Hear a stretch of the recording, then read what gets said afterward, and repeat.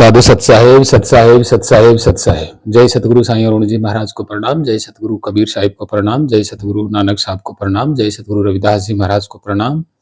जय सतगुरु भगवान बुद्ध को मेरा कोटि कोटि प्रणाम। आप सभी भक्तजनों, प्रेमियों, साध संगतों, छोटे बड़े, माताओं बहनों, पूरी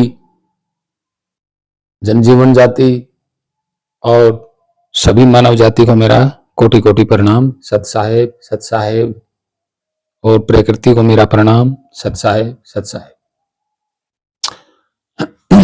तो भक्तजनों, प्रेमियों, आज का जो हमारा विषय है वो जो हम आपको बार बार बता रहे हैं वीडियो में, हर तरीके से हम आपको वो बात बता रहे हैं जिसके बारे में शायद ही कोई बताता है। और आज का जो हमारा विषय है कि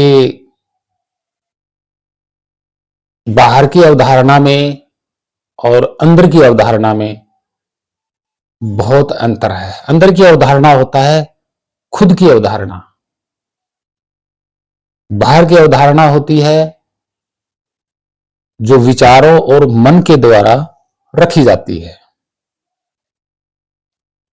तो इन दोनों में बहुत अंतर है,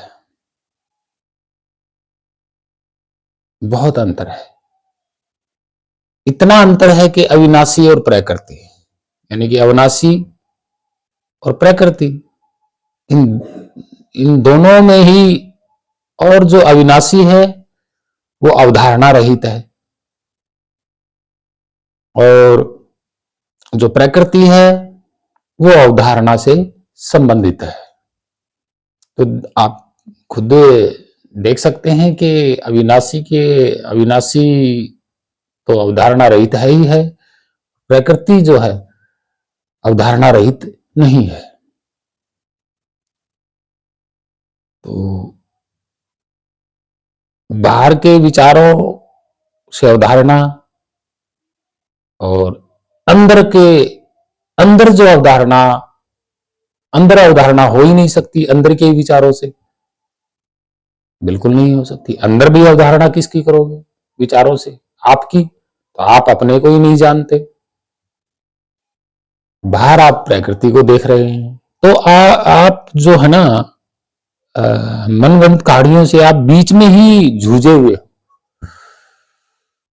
बीच में जूझे हुए का मतलब बीच में लटक जाना। ना प्रकृति हाथ लगती है और ना ही वो अविनाशी स्वरूप जाना जाता है। प्रकृति से आपने जो अवधारणा बनाई किसी भी प्रकार की, वो आपके सामने कभी आया ही नहीं। वो कभी आपके सामने नहीं आया और ना ही कभी आएगा। बिल्कुल नहीं आएगा। दूसरा यह है कि हम अपने विचारों से उस अविनाशी स्वरूप को प्रकृति के द्वारा, प्रकृति की नियम, प्रकृति की तरह हम जोड़ नहीं सकते, बिल्कुल नहीं जोड़ सकते। और जो जोड़ते हैं तो वो तो फिर अवधारणा आपको फैला ही रहे ना मन के अंदर। मैं बार बार यही कहता हूं कि सर्वोपरि प्रकृति से बहुत बड़ा, प्रकृति से इतना बड़ा है आपका मन, कि आपके मन के चारों ओर कोई सीमा नहीं है। प्रकृति के सीमा तो होती है हर एक चीज की, लेकिन आपके मन की तो कोई सीमा ही नहीं है। जितनी मर्जी प्रकृति, मन गढ़ंत, देवी देवता, भगवान आप समा सकते हैं, कोई दिक्कत नहीं है। और मन के लिए मैंने पहले भी कहा था कि मन आपका कहीं समा ही नहीं सकता। प्रकृति, पहली बात तो ना आपके विचारों में समा सकता, ना आपके प्रकृति में समा सकता। मन कहीं नहीं समा सकता कि मन का कोई आकार नहीं है। और जिस चीज का कोई आकार नहीं होता वो कहां समाएगा भाई? मान लीजिए समुद्र है और आप उसमें खुद छलांग लगाएंगे तो आपका तो आकार प्रकार है ना। और जब आप समुद्र में खड़े होंगे तो आपको सीमा नजर नहीं आएगी। तो आप जैसे तो पता नहीं कितने समा जाएंगे समुद्र में। तो वही बात है कि मन एक ऐसा समुद्र है जिसकी सीमा नहीं है, जिसकी सीमा नहीं है। हालांकि जो पृथ्वी पे समुद्र है उनका भी एक सीमा है, लेकिन आपके मन के समुद्र की तो कोई सीमा ही नहीं है। बताइए जरा, कुछ भी समा सकता है, कुछ भी। अनंत ब्रह्मांड, अनंत ब्रह्मा, अनंत विष्णु, अनंत महेश, अनंत देवी देवता, अनंत चंद्रमा सूर्य, अनंत सब कुछ समा सकता है आपके मन में। और फिर भी आपके मन की कैपेसिटी कभी कम नहीं होगी। तो मन को समाने की जगह कौन सी है फिर? मन की समाने की जगह वही होती है जो मन से बड़ा है, तभी तो मन समाएगा उसमें। आप छोटी छोटी चीजों में मन को समाहित करना चाहते हो, कैसे समा जाएगा भाई? एक छोटा सा नाम पकड़ लिया, मंत्र जप करना शुरू कर दिया, छोटा सा ही है वो मंत्र, आपने ही बनाया है, आपके विचारों ने बनाया है, उसमें इतना बड़ा मन कैसे घुस जाएगा किसी मंत्र में, कैसे टिक जाएगा? कुल मिला के बात यही है, आपका मन कहीं नहीं समा सकता। मन वहीं समाएगा जहां से उत्पन्न हुआ, और वो है आपका स्वरूप। तो इस वीडियो में हम यही विचारों पे हम आधारित एक बहुत बढ़िया वीडियो बना रहे हैं आपको। और वीडियो ऐसी है कि समझने के बाद आपको ये होगा कि मतलब आपके पास वो हौसला, वो ताकत, वो संघर्ष करने की ताकत आपके अंदर आ जाएगी। तो हम आगे ही इसी विषय पर, इसे ऐसे ही विषय पर वीडियो जो बना रहे जा रहे हैं, और इस वीडियो के आगे से आगे शेयर जरूर करें भाई। अध्यात्म वीडियो है, अध्यात्म भी है ये, एक ऐतिहासिक भी है, हर तरीके से ये सत्य है जो बात बताई जाएगी। इसमें कोई मनगढ़ंत तो है नहीं। मनगढ़ंत तो एक कहानी होती है जो आप लोग आज पढ़ रहे हो, आप लोगों के सामने तरह तरह के विद्वान परोस रहे हैं। आज इस वीडियो में मैं थोड़ा सा क्लियर कर देता हूं आपको, जो डाउट है वो दूर हो जाएगा। तो देखें इस वीडियो को और शुरू करते हैं, ध्यान से देखना।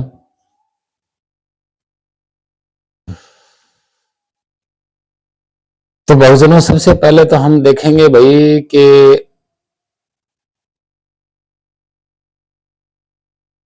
जब तक हम बाहर की अवधारणा में तब जा सकते हैं जब हम अपने आप को ढूंढ लेते हैं, और जब तक हम अपने आप को नहीं ढूंढ पाएंगे तब तक हम बाहर की अवधारणाओं को लेकर के हम हमारे स्वरूप से हम हर एक चीज को बड़ा मानते रहते हैं। हम हर एक चीज के शरीर को बड़ा मानते रहते हैं। भाई आपने जो देवी देवताओं की मूर्ति बनाई है वो कितने हल्के कागज पे बना देते हो, और मनगढ़ंत, वो भी मनगढ़ंत है। और उन एक छोटे से कागज पे छोटी सी मूर्ति बना लेते हो, और वो ही आप अपने से बहुत बड़ा मान लेते हो, जो कि बनाया खुद ने है, और खुद ही उस मूर्ति को, जो कि एक कागज निर्मित है, कलम स्याही वगैरह रंग रोगन से बनी हुई है, उसी को आप बड़ा मान लेते हो अपने आप से। यही है वो अवधारणा। ये यहां क्या आता है, बाहर के विचारों से अवधारणा अंदर डाल लेना।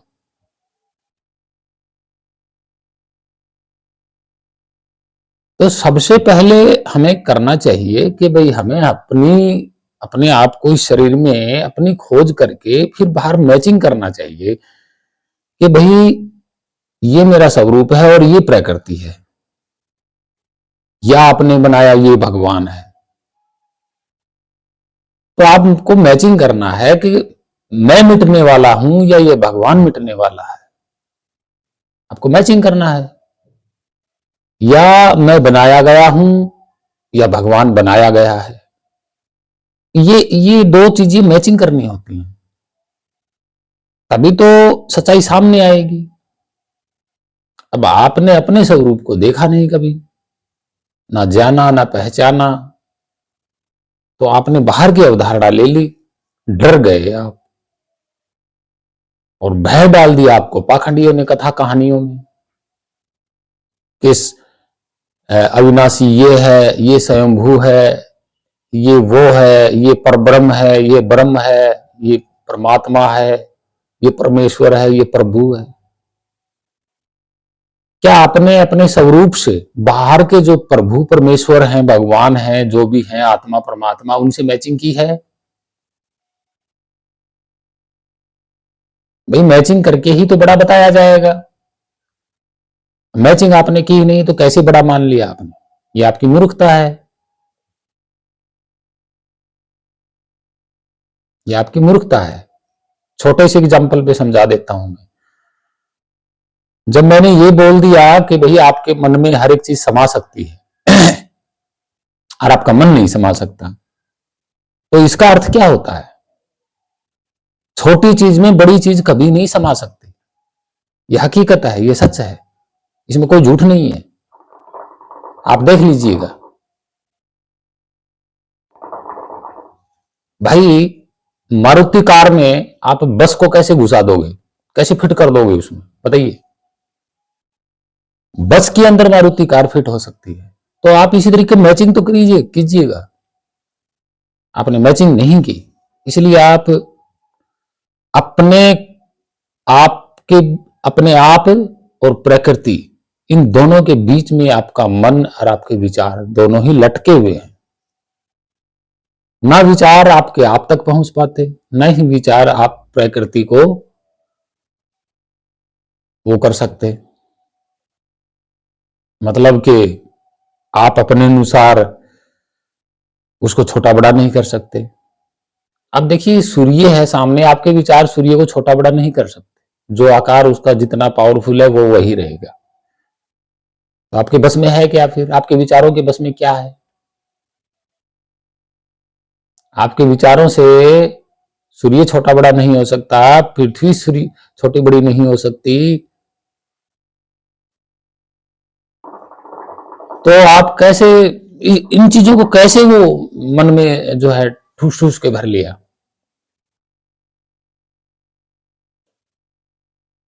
आपके विचार हर एक चीज तक पहुंच सकते हैं, आपका मन हर एक चीज तक पहुंच सकता है, हर एक चीज तक पहुंच सकता है, जहां तक आपने कल्पना बना के रखी हुई है, यहां तक कि सतलोक तक पहुंच सकता है आपका मन और विचार। कैसे कैसे? क्योंकि आपने खुद ने बनाया है सतलोक।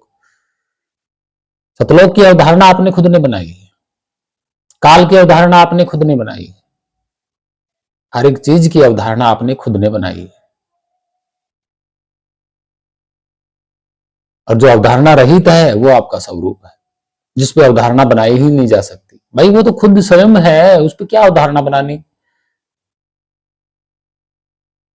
अवधारणा तो वो होती है जिसको कभी आपने देखा नहीं और उसको अपने विचारों की आकृति में बना करके और अपने अंदर रख लेना। सूर्य है सामने, सूर्य की क्या अवधारणा बनाओगे भाई? वो तो साक्षात खड़ा है, उसमें कौन सी अवधारणा जोड़ोगे?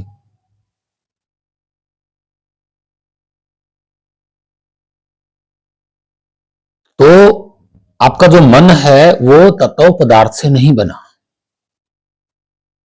और जो चीज तत्व पदार्थ से नहीं बनी होती है उसके अंदर से वैसे ही उत्पन्न होंगे।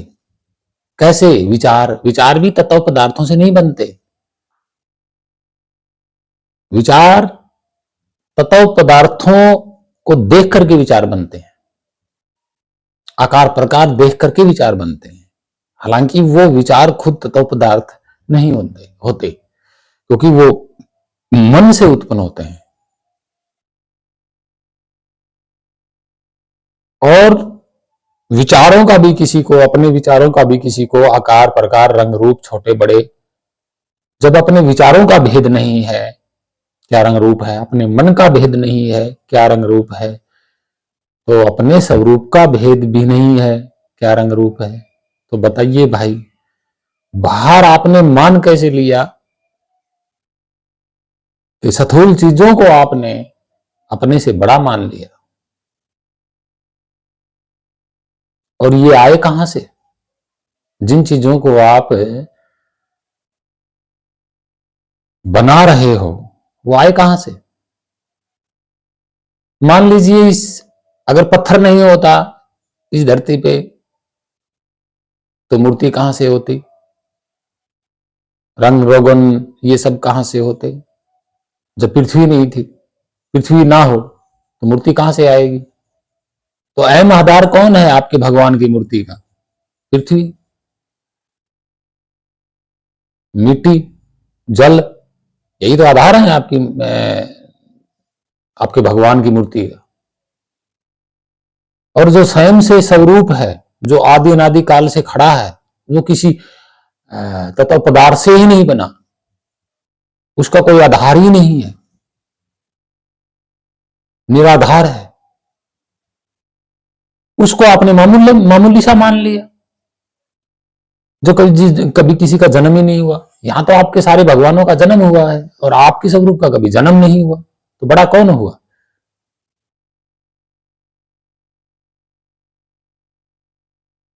आपने मान लिया यहां हर एक चीज को बड़ा। आपने अपने आप को अभी तक जाना ही नहीं, अपने स्वरूप को जाना नहीं। और वो जो आपका स्वरूप है वो ही विराट था, ना छोटा ना बड़ा, सबके अंदर विद्यमान है, हर जगह विद्यमान है। वही स्वरूप, जहां जाओगे वही स्वरूप आपको नजर आएगा। सब कुछ मिट जाएगा, वो नहीं मिटेगा। और उसी में आपका मन समा सकता है, अन्यथा किसी चीज में समा ही नहीं हो सकता।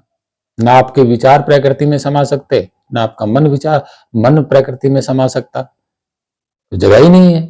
प्रकृति बहुत छोटी है, आपके विचारों से और मन से समाएगा क्या? भाई जिसका कोई आकार नहीं होता वो तो अनंत होता है, और अनंत को जगह अनंत ही, उससे बड़ी कोई जगह होगी उसी में तो समाएगा। ये ढोंगी पाखंडी आपको क्या क्या अवधारणा डाल रहे हैं।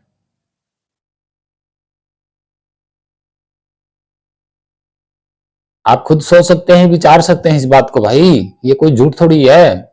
झूठ तो तब माना जाएगा ना जब आप अपने स्वरूप को जानोगे और फिर कहोगे कि भाई मेरा स्वरूप तो कुछ भी नहीं है, छोटा सा ही है, और ये आता जाता है, इसको कोई खत्म कर सकता है, कोई पकड़ सकता है।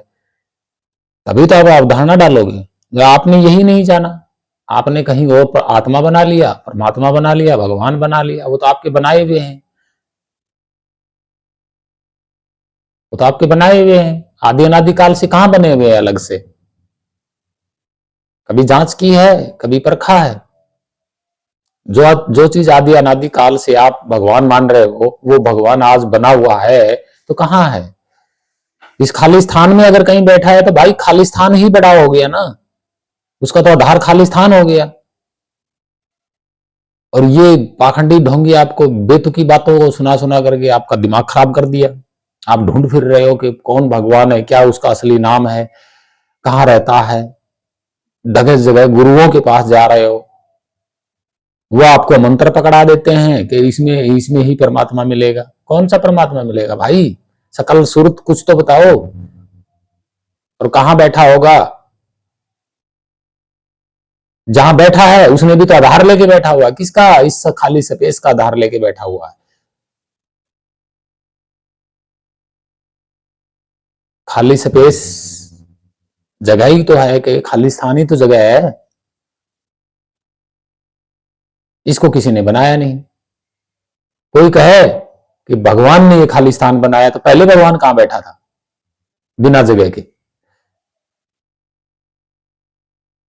कहां बैठा था भाई?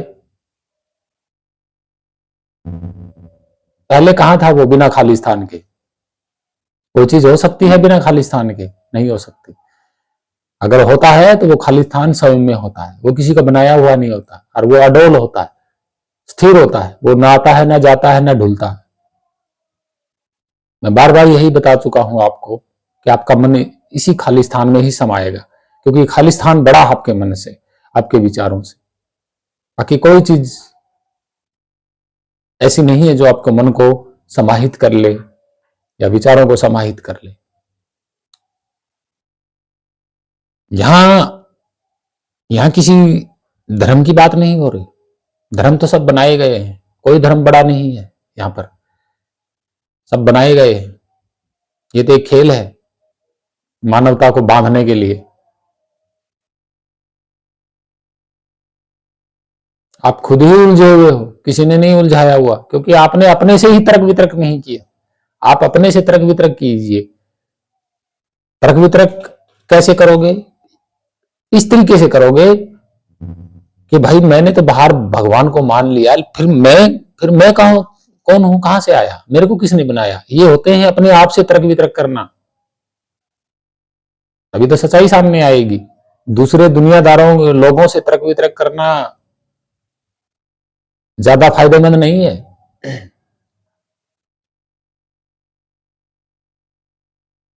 क्योंकि आपकी अवधारणा ही आपको उलझा के रखेगी, और वो कभी उस उलझन से, यानी कि उलझन ही एक जाल है अवधारणा का, और उस जाल में आप फंसे हुए हो। कैसे फंसे हुए हो? अवधारणा तो बना ली आत्मा परमात्मा की, नहीं तो कभी देख पाओगे उसको, और ना ही अपने आप को जान पाओगे। बीच में प्रकृति में ही लटकते रह जाओगे। यही सत्य है। तो अंदर और बाहर में इतना फर्क है, आपके अविनाशी स्वरूप में और बाहर की प्रकृति स्वरूप में ये अंतर है। यही वो अंतर है। ढोंगी और पाखंडी तो आपको कथा कहानियां सुनाएंगे। बाइबल में भी लिखा है, कुरान में भी लिखा है कि परमात्मा ने 7 दिन में प्रकृति बनाई, सारी सृष्टि को रच दिया। तो ये भी तो यहां झूठ हो गई ना। सृष्टि तो ये है, शरीर है, प्रकृति है चंद्रमा सूर्य तारे। तो 7 दिन कैसे बने जब चंद्रमा सूर्य तारे थे ही नहीं? क्योंकि दिन रात तो पृथ्वी पर बनते हैं, तो 7 दिन कैसे बीते? कैसे बीते वे 7 दिन? 7 दिन का आंकड़ा कैसे लगा? बहुत बड़ा सवाल है ये। आप आज जो दिन रात कर रहे हो, क्या ये दिन रात पृथ्वी और सूर्य के बिना संभव है? नहीं है। तो फिर जब प्रकृति बनाई 7 दिन 6 दिन में, और 7वें दिन वो परमात्मा तख्त पे जाके विराजमान हो गए, बात वहीं आ गई ना, खाली स्थान वाली। तो बड़ा तो खाली स्थान ही रहेगा, चाहे बात को इधर से घुमा लो चाहे इधर से घुमा लो। आपके मन कल्पनिक भगवानों और देवी देवताओं ने, सब ने इस खाली स्थान में शरण लेके रखी हुई है। और ये स्वरूप है किसका? आप ही का स्वरूप। आपके ही स्वरूप में, आपके ही भगवानों ने, देवी देवताओं ने, काल्पनिक सभी ने शरण लेके रखी हुई। जरा सोच के विचार के बताइएगा, आपसे बड़ा कौन है? आपके स्वरूप से बड़ा कौन है? आपके स्वरूप से एक इतना महान विराट मन उत्पन्न हो गया, और मन की कोई सीमा नहीं है, कोई रंग रूप नहीं है, रेखा नहीं है। अरे जब आपके विचारों से और आपके मन से कोई देवी देवता बड़ा नहीं है, कोई भगवान बड़ा नहीं है, जो आपने बाहर बना के रखा हुआ इस खाली स्थान में है, आपसे बड़ा कौन होगा? सवाल तो यहां ये हो रहा है ना। और इस सवाल का भेद ये ढोंगी पाखंडी नहीं तो जानते, नहीं आपको कभी बताएंगे, क्योंकि खुद ही नहीं जानते, बताएंगे क्या? आपको तो अवधारणा में डाल दिया कि कोई है जो आपको बांधेगा, लेके जाएगा। दिखाया कभी लेके जाते हुए किसी को? अरे कोई तो एक 0% भी प्रमाण दे दो।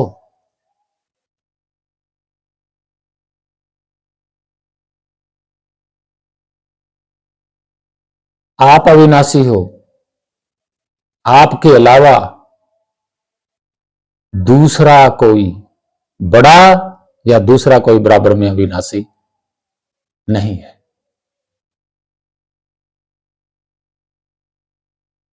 अगर कोई कहता है कि मेरी बात झूठी है, तो मेरी बात झूठी तो तब होगी ना कि कोई ढोंगी पाखंडी साबित करके दिखाएगा कि मेरा भगवान ये है और ये आपका स्वरूप है, देख लो, तभी तो झूठी होगी मेरी बात। मेरी इस बात को झूठी कर कौन देगा? प्रमाण दे के करेगा। तो कैसे झूठी होगी मेरी बात? मनगढ़ंत तो नहीं हो सकती।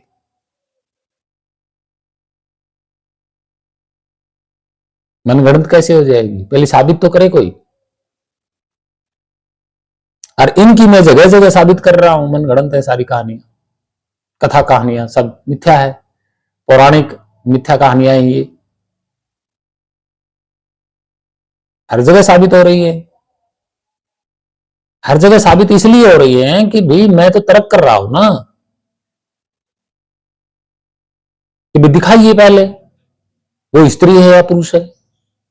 मान मान कैसे लिया जाएगा? देखने के बाद पता चलेगा कि वो स्त्री है या पुरुष है। और आप लोगों ने तो पुरुष बना के रखा हुआ है, शरीरधारी मनुष्य बना के रखा हुआ है, बिना ही देखे ग्रंथों में पुराणों में पढ़ लिया और मान लिया कि वो परमात्मा है, पुरुष है, सतपुरुष है, परमेश्वर है, ईश्वर है, प्रभु है।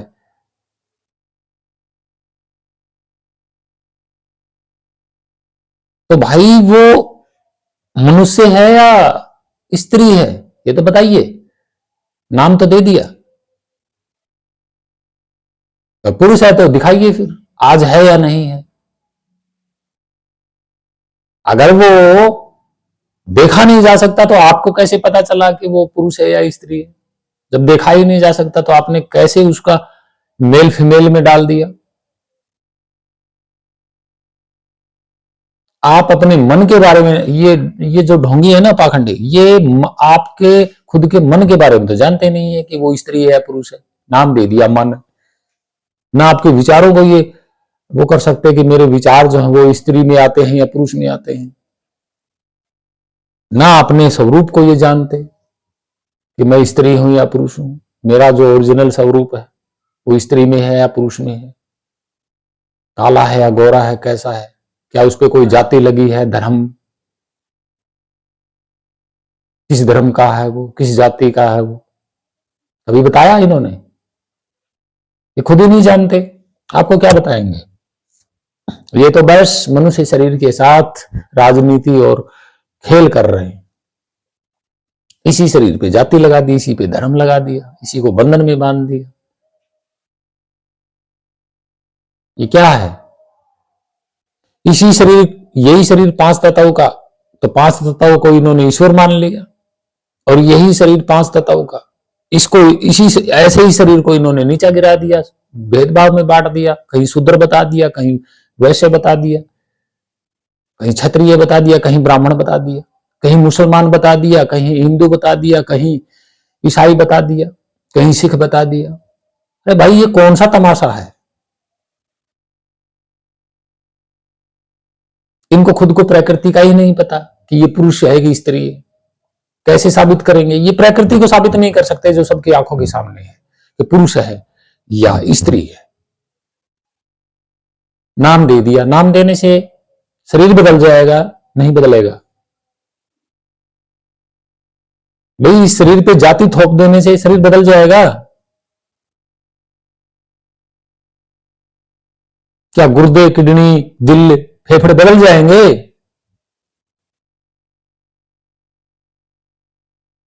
क्या इसको चलाने वाला बदल जाएगा जाति जाति लगा देने से, धर्म लगा देने से, ऊंच नीच लगा देने से? ये सब मन गढ़ंत हैं।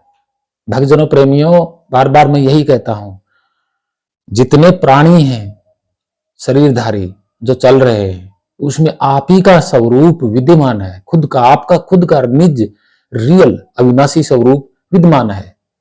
उसका कोई इतिहास नहीं है, वो आज भी है, स्वयं है। पूछो उससे, जानो उसको, पूछो, पता लगेगा। यहाँ मनगढ़ंत कहानियों और लोगों के इतिहास उठा उठा करके पढ़ाने से यहाँ आपको कुछ नहीं मिलने वाला। यहाँ सबके इतिहास में, सबके कथा कहानियों में सिर्फ भेदभाव के सिवाय कुछ नहीं है। एक ग्रंथ कहता है मेरा भगवान बड़ा है, एक ग्रंथ कहता है मेरा भगवान बड़ा है। अरे कितने भगवान हो गए भाई यहाँ।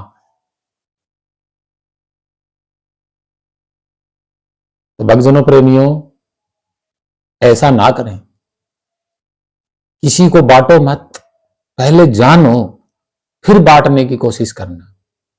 अगर बटे तो बिना ही सोचे समझे सबको ऊंच नीच में बांट दिया, छोटा बड़ा, गरीबी अमीरी, सब में भेदभाव हो गया, सबके मन में घृणा पैदा हो गई भेदभाव से।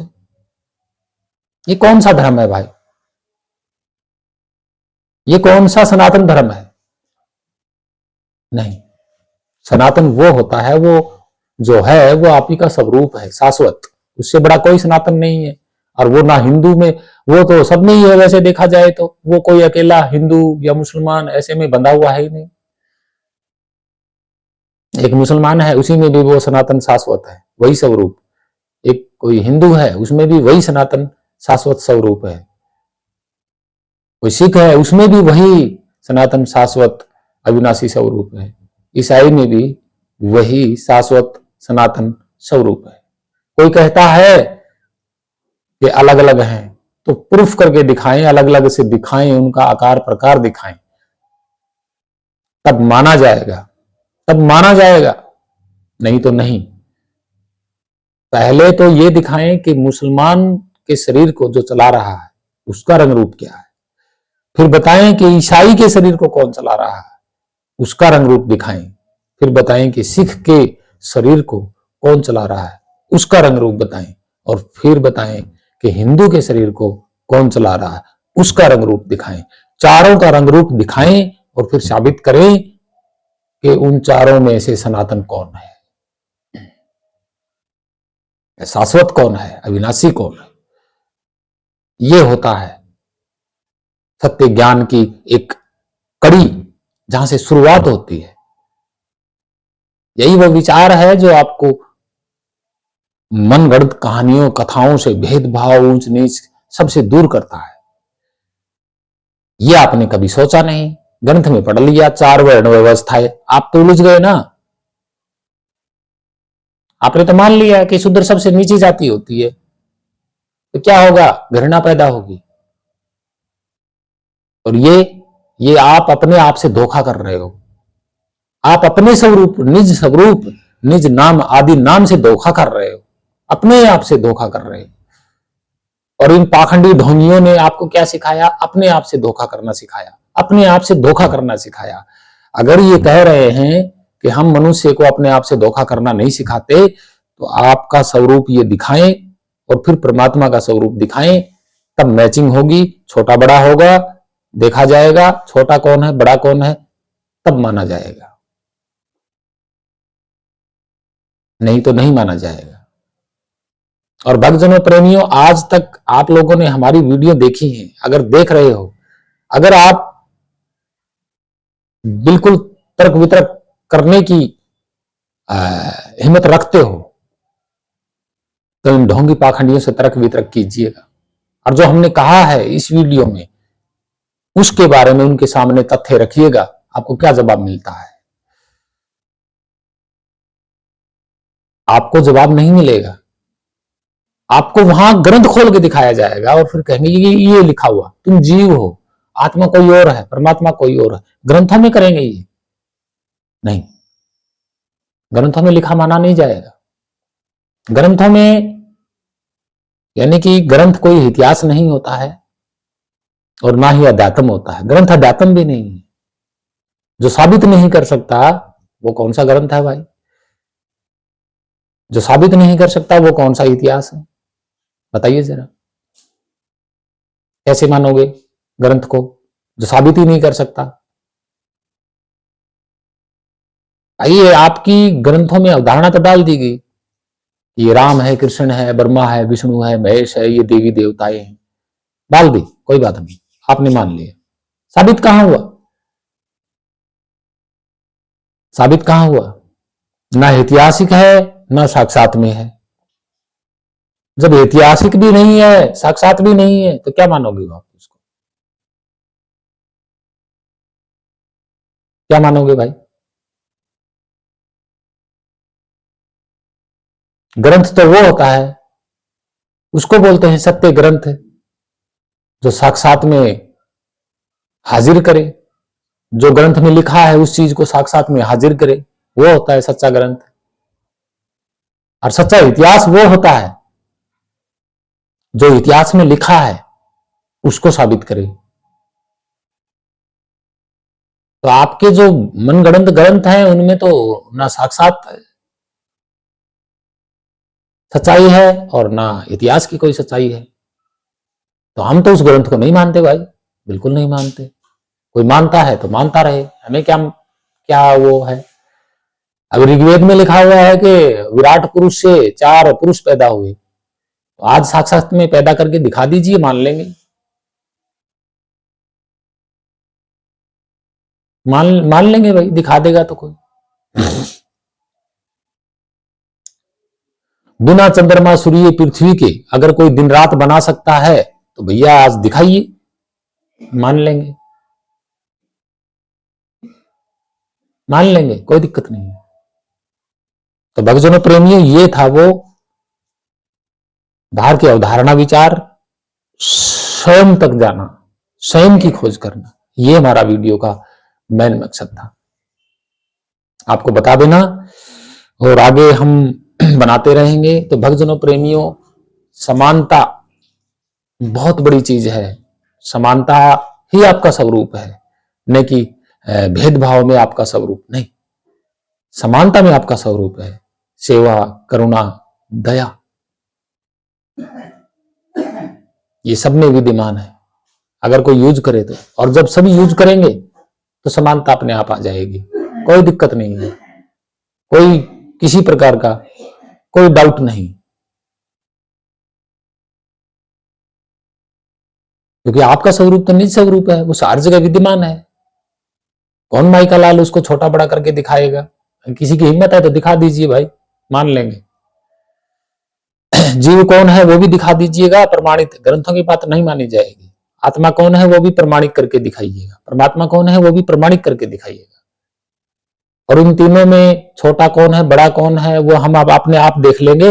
आप पहले साबित करके दिखाइए, फिर मान लेंगे, फिर देख लेंगे, हम अपने आप देख लेंगे, क्या दिक्कत है? साबित करिए, पहले साक्षात में साबित करिए।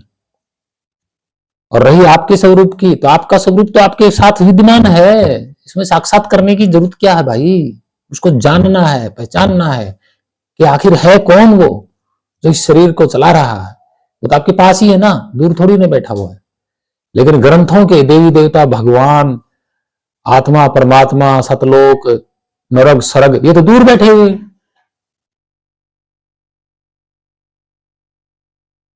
ना कोई आपको साक्षात में दर्शन कराएगा, ना कोई साबित करेगा, ना वो ऐतिहासिक है, ना साक्षात में सच्चाई है। भाई कैसे माना जाएगा? तो भक्तजनों प्रेमियों, तर्क वितर्क करना आपका अधिकार है। हम ये नहीं कहेंगे कि किसी पे तर्क वितर्क ना करें, करिए, तभी तो सच्चाई सामने आएगी।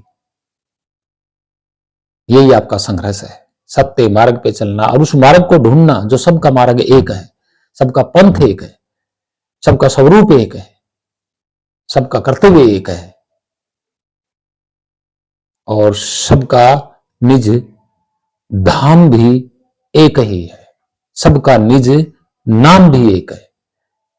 वो मार्ग, दूसरा कोई मार्ग ही नहीं है। और उसी मार्ग की पहचान करवाने के लिए हम बार बार ऐसी वीडियो बनाते हैं। तो भक्तजनों प्रेमियों, साधु संतों, मेरा किसी मानव जाति से कोई भेद नहीं है। हमने जान लिया है कि वो सभी स्वरूप एक समान है। मेरे लिए सभी जो है एक एक है। मेरे लिए सभी धर्मों के लोग, मानव जाति एक है। हम किसी से भेदभाव नहीं करते, क्योंकि हमने जान लिया ना, इसलिए हम क्यों किसी से भेदभाव करें? हम तो उसका विरोध करते हैं जो किताबों में लिखा है ना ही वो इतिहास है, ना ही वो साक्षात रूप में आज जो लिखा गया वो चीज है। अगर है तो दिखाएं, तभी तो माना जाएगा, अन्यथा नहीं माना जाएगा। तो भक्तजनों प्रेमियों, आप सभी को धन्यवाद करता हूं। ये वीडियो देखिए, ऐसे सत्य अध्यात्म वीडियो को आगे से आगे शेयर जरूर करें और तर्क वितर्क करते रहें। भेदभाव किसी से ना करें, समानता में रहें, सत्य को ढूंढें। आपके पास ही है, आपके भीतर ही है, उसके अलावा कोई दूसरा सत्य नहीं है। और उस सत्य को ना बनाया जा सकता, ना ही उस ज्ञान को कभी किसी ने बनाया। वो स्वयं में भी अपने आप में ही अब एक ज्ञान है, जो हो जाना ही बहुत बड़ी बात है। हो जाना ही प्रकट होना होता है, और वो कहीं गुप्त नहीं है। हाँ, भेद गुप्त हो सकता है, वो खुद गुप्त नहीं है, वो ज्ञान भी गुप्त नहीं है, उसको किसी ने कभी बनाया ही नहीं। बाकी जो बाहर आप पढ़ रहे हो वो सारा का सारा ज्ञान मन विचारों से बना हुआ है, और आपका स्वयं का ज्ञान किसी ने नहीं बनाया, वो ही अविनाशी है। धन्यवाद। आप लोगों से मैं विनती करता हूं कि भेदभाव किसी से ना करें, सेवा करुणा दया में रहें, महान संतों के विचार को समझें और तर्क वितर्क करें, और सभी प्राणियों की सेवा करें, उन पर दया और प्रेम करें सबसे। यही सबसे बड़ा आपका मार्ग है, यही कर्तव्य है। और आगे और ऐसी वीडियो बनाते रहेंगे। कोई सवाल है, प्रश्न है तो कमेंट में जरूर लिखें। और सभी भक्तजन, प्रेमी, साधु गण जन और छोटे बड़े सभी माताओं बहनों और सभी जनजीवन और मानव जाति को मेरा कोटि कोटि तहे दिल से कोटि कोटि प्रणाम करते हैं। महान पुरुषों को प्रणाम करते हैं, और प्रकृति को भी हम प्रणाम करते हैं। सत साहेब, सत साहेब, सत साहेब, सत साहेब।